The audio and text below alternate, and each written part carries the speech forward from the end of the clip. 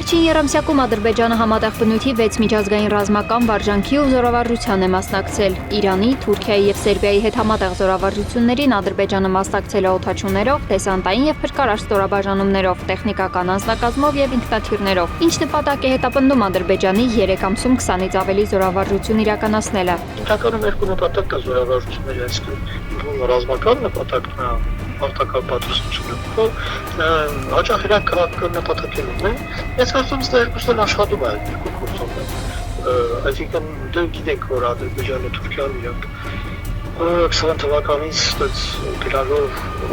համագործակցություն են ավելի սերտորեն ռազմական ոլորտում, նույնիսկ հայտարարություններ են եղել, որ միասնական բանակի մասին է խոսքը գնում։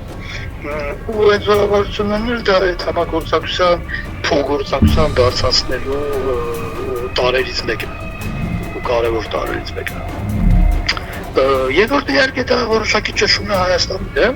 ու կարծում եմ ըստ դեպքում էլի կա դա, էլի, որտեղ Ադրբեջանը բացի նրանից, որ